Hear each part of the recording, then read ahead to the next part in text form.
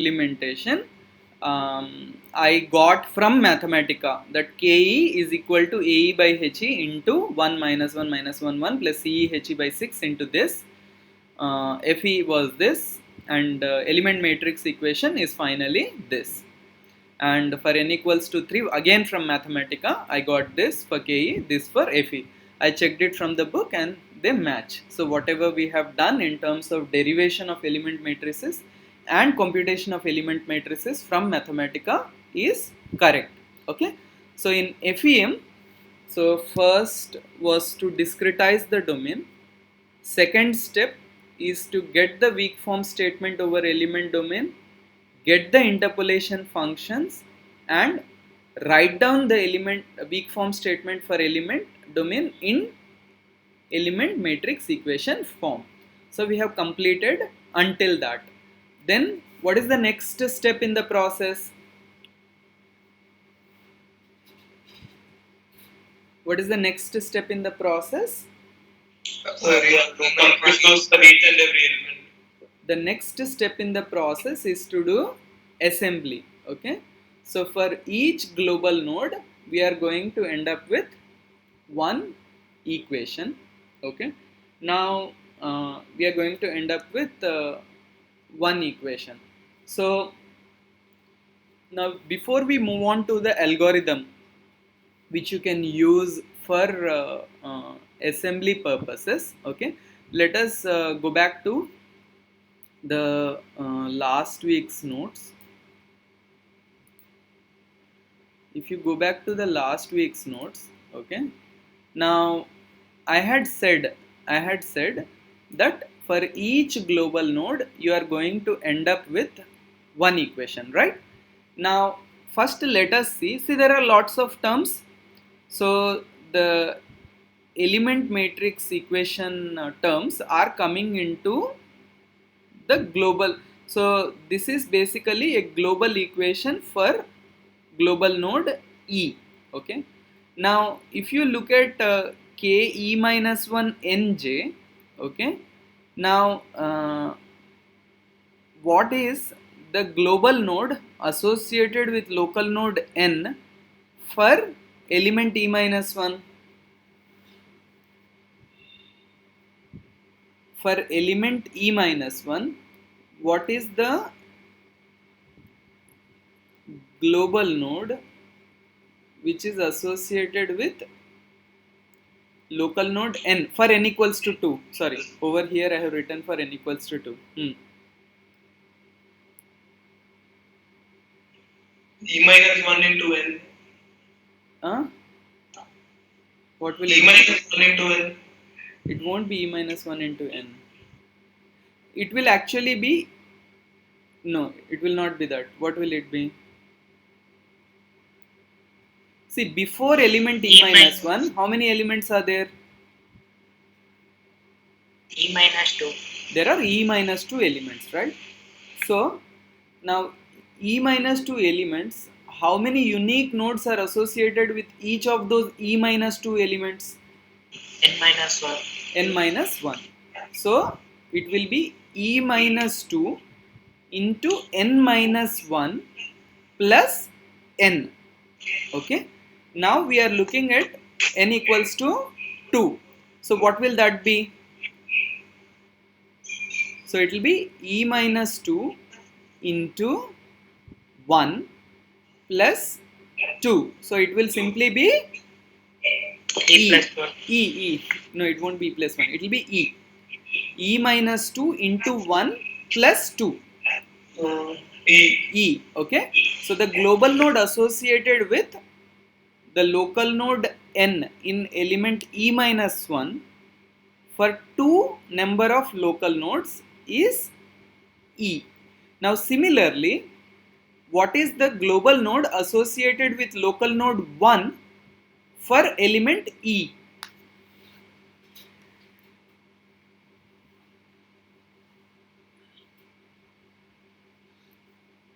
E plus 1. It will be, no, it won't be E plus 1. Again do the thing. So what will it be? It will be E minus 1. E minus 1 into N minus 1 plus 1, right? So that will be No, sir, that will be E minus 2 into N minus 1 plus 1, right? no, not E minus 2. For element E, how many elements are there before element E? E minus 1. Yes, sir. Yes. Okay, so it will be E minus 1 into N minus 1 plus 1.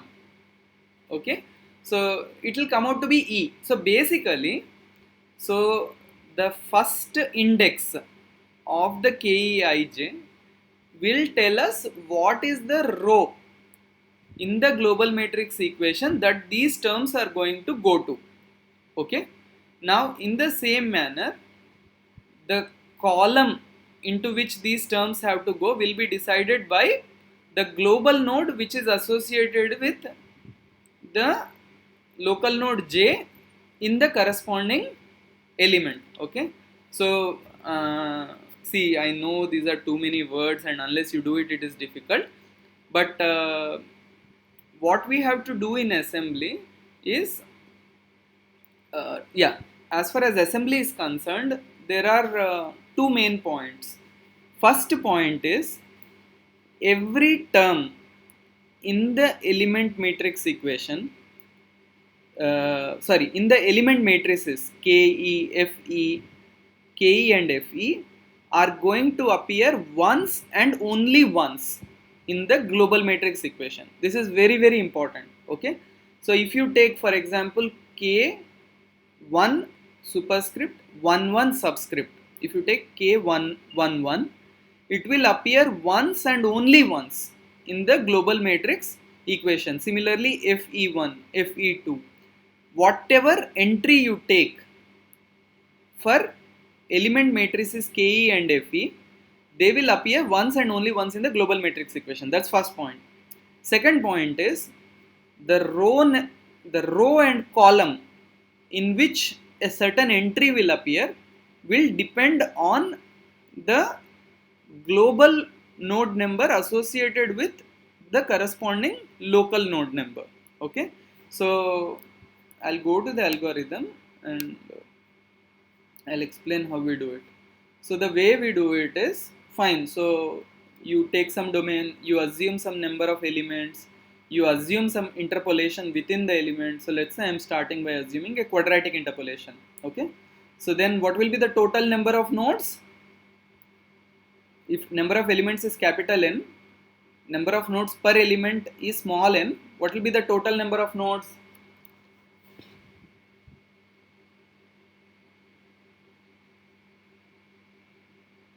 What will be the total number of nodes? Capital N into small n minus 1 plus 1. So it will be capital N into small n minus 1 plus 1. Okay, that will be the total number of nodes. So you first initialize. 51. Sorry. So you first initialize your global matrices. Okay, so KG, FG, QG, and their size will be, what will be the size of KG? NG cross NG. NG cross NG. So element matrices will be of the size small n cross small n. Element stiffness matrix. Global stiffness matrix will be of the size NG cross NG. Okay, so you first initialize your matrices.